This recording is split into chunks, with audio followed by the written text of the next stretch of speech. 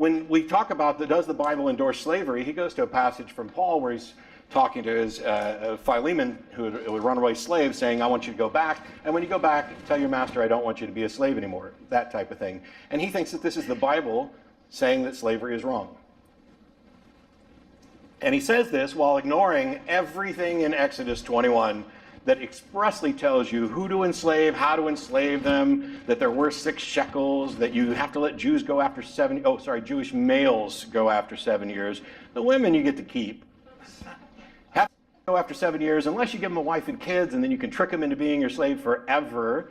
That it expressly says that these are your property that you can pass down, that you are to buy your slaves from the heathen around you. And somehow or another, none of that matters to Cliff, because Paul wanted his slave friend to not be a slave anymore.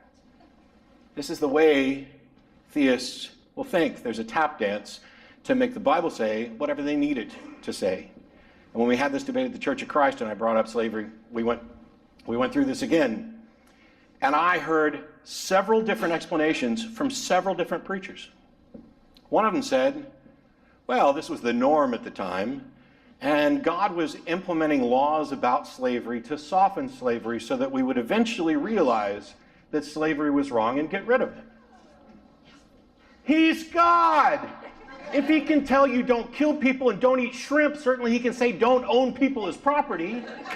How hard was that? What kind of weak-ass tiny God do you believe in that he can't tell you to stop owning people? Well, he was actually trying to do the right thing because all these heathen, this was the only way that they could come to the true understanding of God, was for the Jews to go over there and enslave them so that they could teach them about Yahweh. Well, once again, he's God.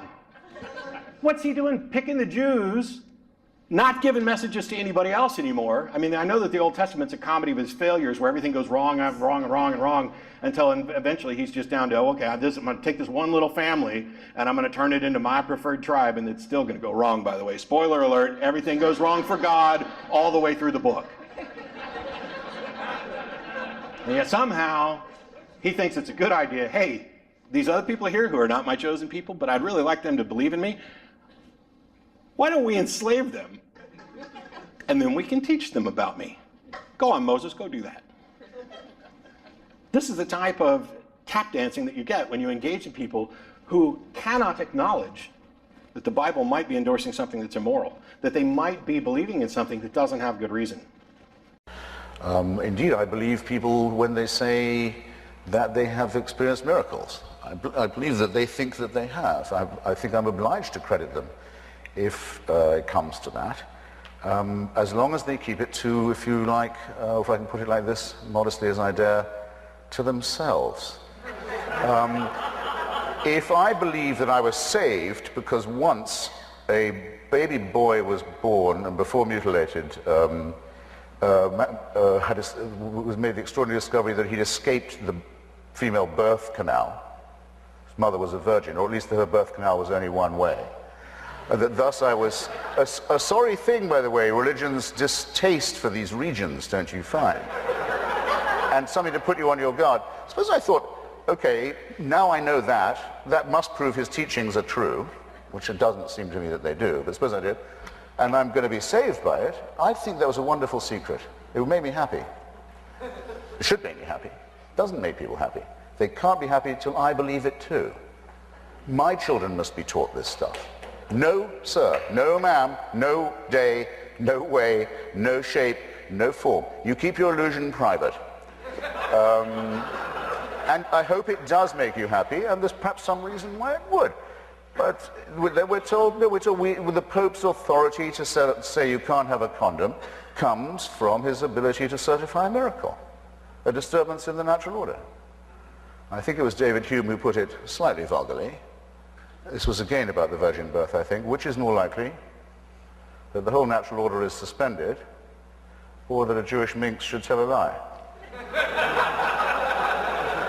events. Back in the 1600s, Princess Elizabeth of Bohemia carried on a correspondence with René Descartes, who was trying to defend mind-body dualism. And Elizabeth demanded to know, how could something immaterial like the soul affect something material like the brain or the body? Descartes was never able to answer that question, and these days, science has gone way beyond that. We know a lot more about what is happening. We can literally see memories being formed. We can see the chemical changes in neurons. So the soul is supposed to also have memories. How do the memories get from the neurons to the soul? We know that brains often have false memories in them. Does the soul in the afterlife carry those false memories, or are they somehow corrected after death? We even know the laws of physics by which the atoms, the electrons, the elementary particles in our brains behave.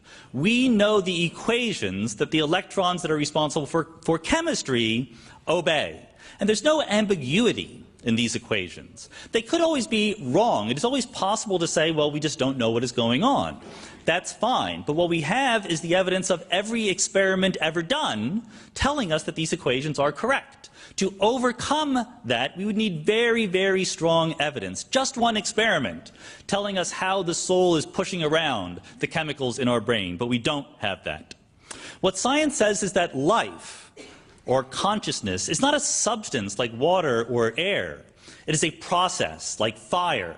When you put out the flame on a candle, the flame doesn't go anywhere, it simply stops. And that is what happens when we die.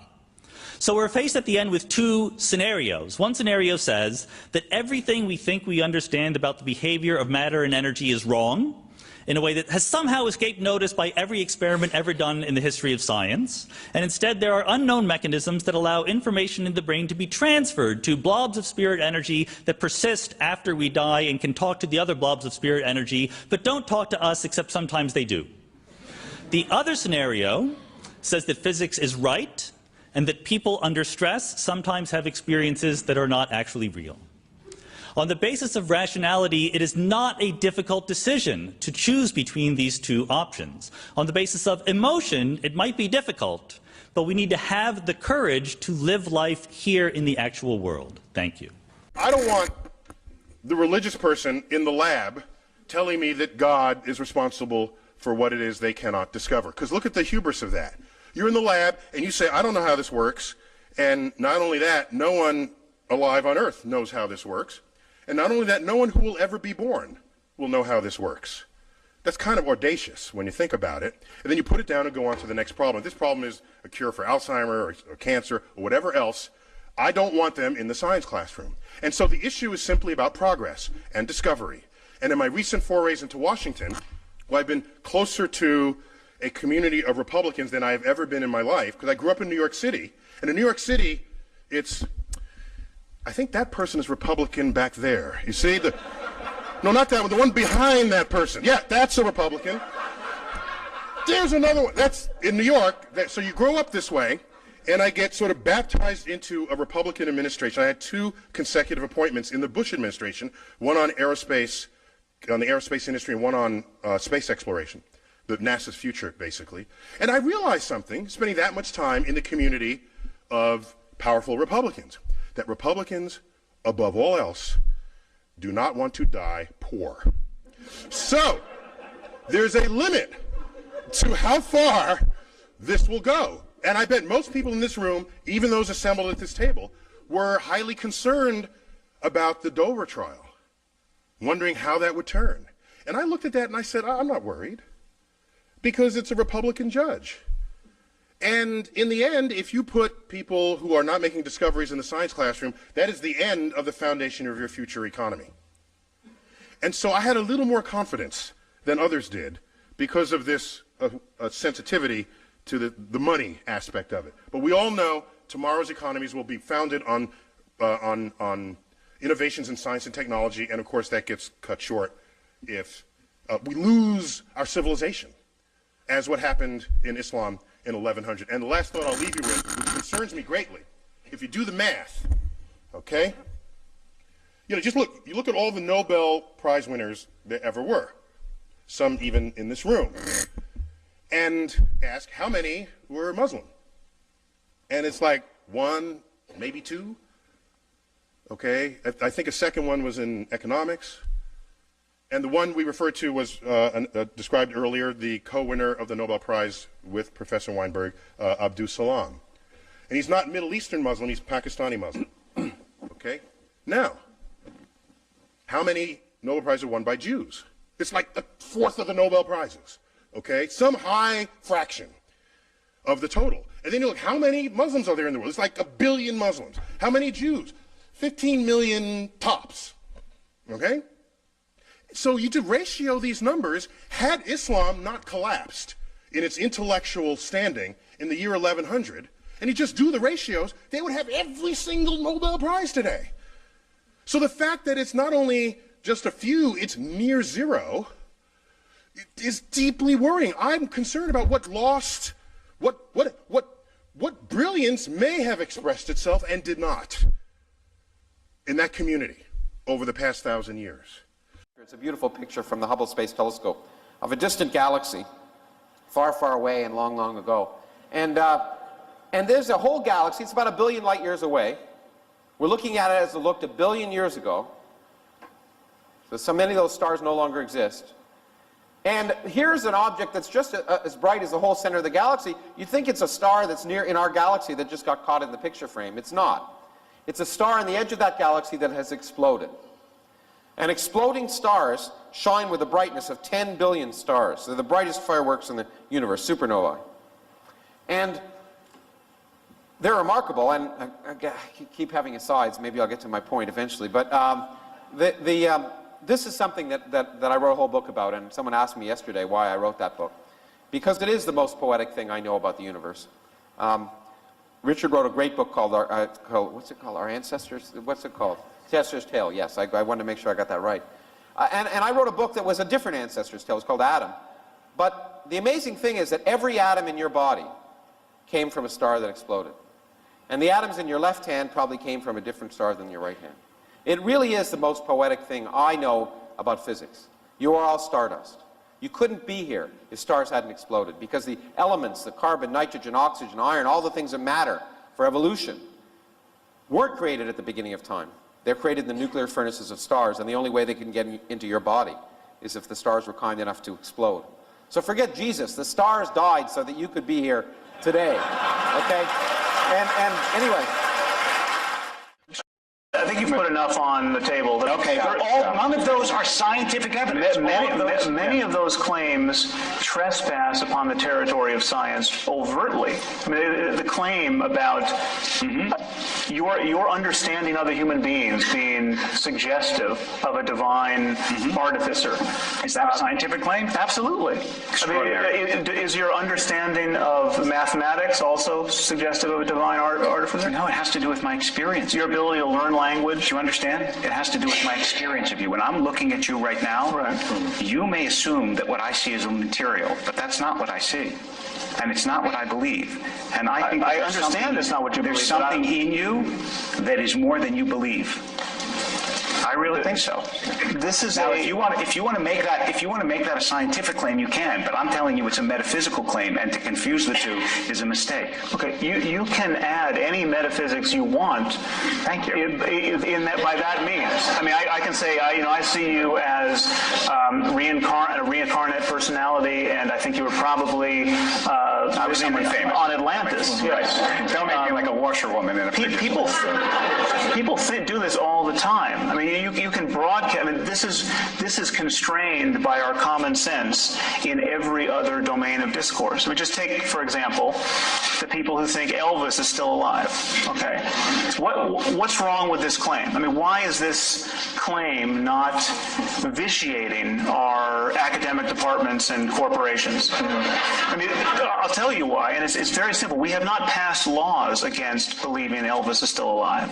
The problem is that whenever somebody seriously represents his belief that Elvis is still alive in a conversation, on a first date, at a lecture, at a job interview, he immediately pays a price. He pays puts a price in ill-concealed laughter. Right. Now, surely you can agree with That is a good thing. Then he could rattle on about this is not a scientific claim. This is a matter of faith. You know, when I look at you, I see you might be Elvis. I mean, he could do this. My attitude to science is that we are fundamentally trying to understand how things work. Science is very difficult. It's very difficult to understand how things work. The hard problem of consciousness has been mentioned, the problem of the origin of the universe, the problem of the origin of life, the problem of how life has this uncanny appearance of being designed, the size of the universe, the scale of the universe, how embryology works. These are all deeply difficult questions. They require hard scientific work, and in all cases, I think I'm right in saying that scientific work consists of explaining complicated things in terms of the interactions of their parts or of simpler things. So we always try to explain complex things in terms of simpler things. We do not resort to magical language. We do not snow our audience with highfalutin sounding words that don't actually mean anything. We use words that actually have meaning. We use expressions that can be tested. We work hard at understanding the universe in terms of its component parts. We don't invent superarching entities which have no explanation in themselves. We don't invoke ideas like the universe has consciousness, the universe has awareness, atoms have awareness. If we have a difficult problem like awareness, we explain it in terms of the interactions between small parts working together in ways that scientists understand. If Freeman Dyson ever said atoms are aware, then he's wrong. I don't think he said it. I think he should sue you. Wow. It seems to me that those people who have their faith, who believe so strongly in God, if they really believe strongly their God, they believe they're right, they believe that they occupy the moral high ground, they should be only too willing to sit down and put this not to the scientific test, but to the political, moral discussion test of talking about why they believe what they believe. And let's talk about, the main thing we want to talk about is what should we do? What's the moral course of action to take? And if that is to be a reasonable discussion, we have to take a few cards off the table. Such as? The faith card. We have to take the faith card off the table. What do you mean take the faith card off the table? I mean, if one is a man of faith, one can't take the gene out. Well, you know, Lucille says you're wrong. You know who Lucille is? She's a friend of mine. She's always right. I can't play that card in an argument. It's just rude of me to say, you know, Lucille says you're wrong. You say, well, who's Lucille? I say, well, friend of mine, always right. End of the discussion. But we're confronted today by people who say they know the mind of God. And I think quote a scripture to reveal it. And I think the way we should deal with them is to say, well, that's very interesting, because now you've got a real problem. Since the rest of us don't know the mind of God, we can't share your direct line, so you're going to have to do the best you can in a secular discussion about what the right thing to do is. Are you up to the task of explaining to the rest of us who don't have your hotline to God why you're right? I think that using the word God or the attitude of faith toward that which you don't know is a cop-out. It's a way of slapping a label onto something rather than trying to understand it. Or, since we may not understand everything, just say there's some things we don't understand. To invent stories that sound as if they were true or could be true, to pretend that they're true just so that we can have a story, I think is unsatisfying, and it could even be immoral because it could lead you to mistaken policies, to getting in the way of your best understanding of how the world works, to doing things that lead to more harm than good. I mean, the concrete example would be treating cancer with some cockamamie herbal or homeopathic formula instead of the best medicine that we have. or justifying invasions and murders and sacrifices on the grounds of appeasing some god or carrying out some divine mandate. I think there's nothing but mischief that can come from inventing stories for that which we don't understand. There's nothing wrong with saying there's some things we don't understand.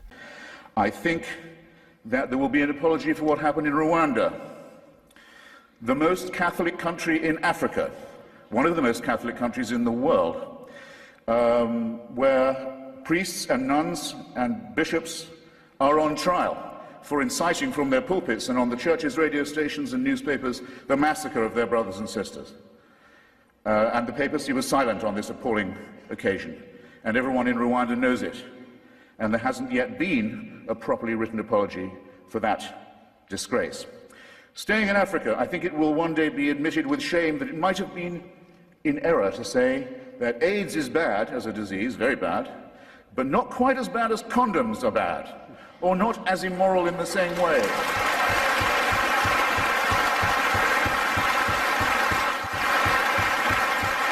I say it in the presence of His grace, and I say it to His face.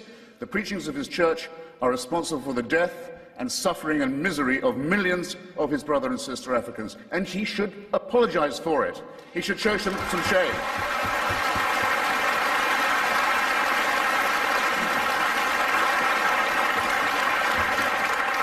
Fourth, for condemning my friend Stephen Fry for his nature, for saying you couldn't be a member of our church. You're born in sin.